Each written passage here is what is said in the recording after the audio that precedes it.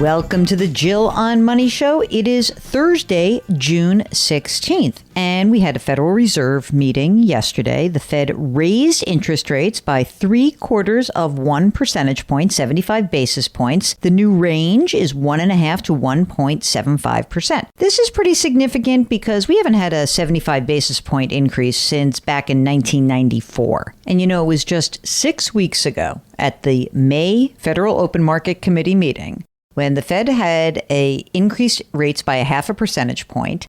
And the Fed chair, Powell, in his press conference said, ready for this, quote, "A 75 basis point increase is not something the committee is actively considering."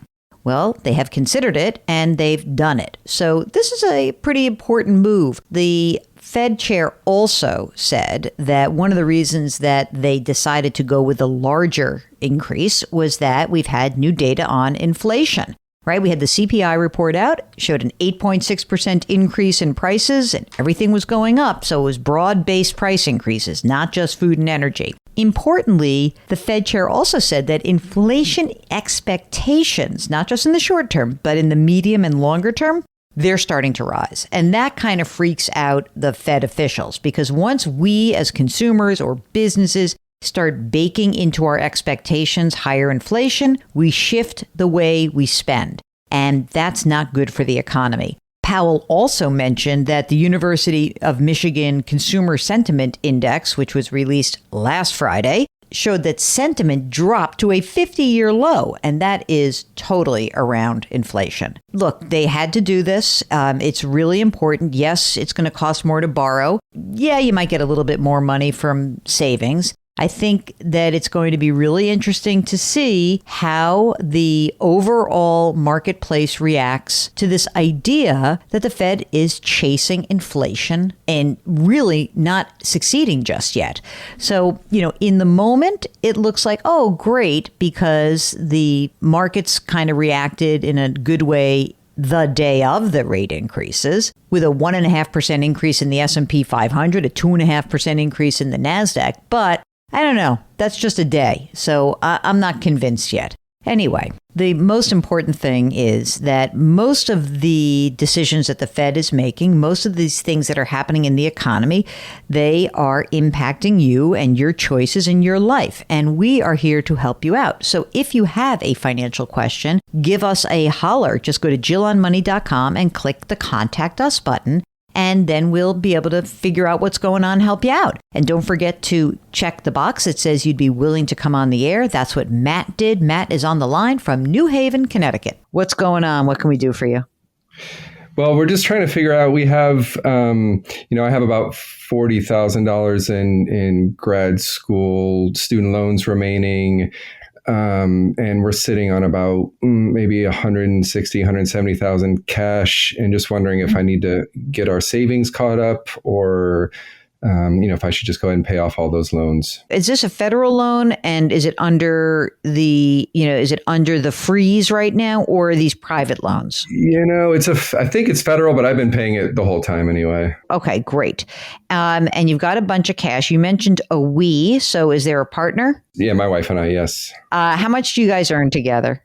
Yeah, I think, maybe last year would be in the 230 range. Do you have children?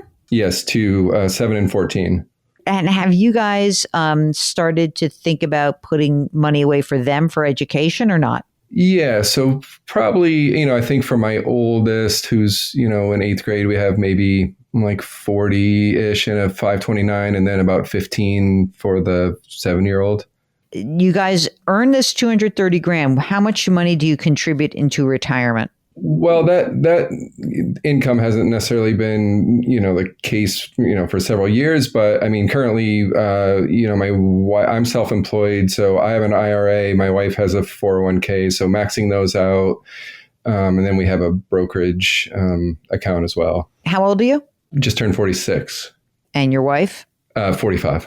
So you're putting in a traditional IRA, and you are self-employed, but you've just started to make more money. So that's good. And your wife, is she maxing out her 401k? Yeah, she's close to maxing. Well, she gets a match, I think a 5% match. And then, the last couple of years, maxing it out. Yes. I'm saying max out to the limit, not to the match. So I'm talking about like putting, yes, all right, yeah, good. so, Okay, good.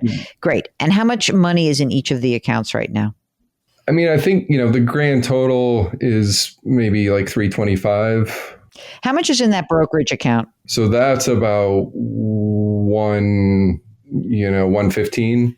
House, rent, own, what do you got? House. So we have 13 years left, and the interest rate is, in the twos. What's the house worth? Maybe 325, 350, and 350. And I think we have, I think we paid like 299. So, And so you have like a couple hundred left on the mortgage? 175. Yes. How is it that you accumulated so much cash? Did you get like some big influx, or is this just because, as you said, you started to earn more and more recently, and so you're stockpiling cash? It wasn't like drastically that much more. I think it was more the pandemic sort of coincided with not needing full-time childcare and, like those expenses kind of just not being there anymore. That was a big factor. And then, I think just that combined with a little more income, I think that was pretty much it. All right. Well, I have a couple of ideas for you. I am perfectly willing for you to pay off the student loans, like literally out of your cash account, which is earning 0.4%. I'm fine with you writing a check for 40 grand and being done. So, which leaves you 120. Do you have a sense of like what your real cash flow is? Like, what would represent a month of expenses for you guys generally? What would you say? With the student loan or without it? Without. I don't think it's, the mortgage is maybe close to $2,000. Typical, maybe $5,000. I don't think it's that high. I'm going to totally say there's no way. I'm calling a foul right now. I bet it's more like $8,000. Let's say it's $8,000 just for the heck of it. Okay. Yes. So, which means that like, you've got more cash in this account than you need. And even after the pandemic, do you find that you're still stockpiling cash every month? Yeah, pretty much. I think I've just sort of put all of the, other than like, the monthly amount we had coming out to the college funds before. I think I've kind of put most things on hold other than just the retirement accounts just to kind of see where to go with all of this. What is your gross income, you as a self-employed person? What's the gross?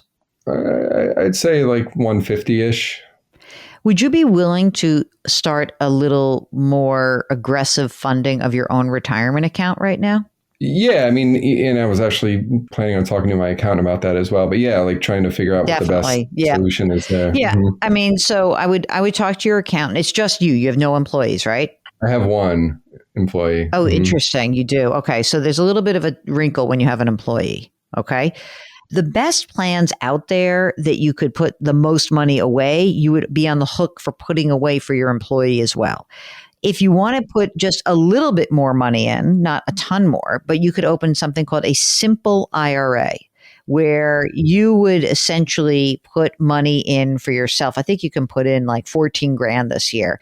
You have to make some contribution for your employee, but it wouldn't be huge. It wouldn't be like, you have to put, 20 grand away for you and 20 grand away for that person. So talk to your accountant, say, what do you think about a simple IRA? And I presume you want to keep this person as an employee. There's no way to make this a contractor, right?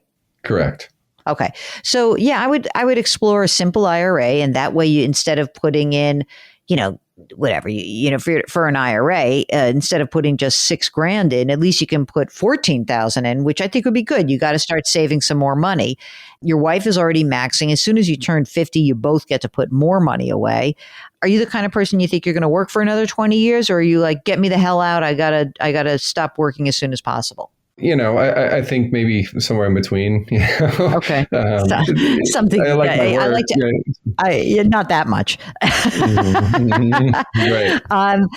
Look, I think you got to put some more money away for retirement. The other thing that I think is important is, interestingly, just because of like timing wise, I'm happy with you putting money in 529s. In fact, of the 160 or 70 that's in cash right now, you may just want to top it off and like say like, I want to get my cash working better. So maybe what you would do is say like, if you put, a couple $1,000s and you can put up to $16,000 per kid.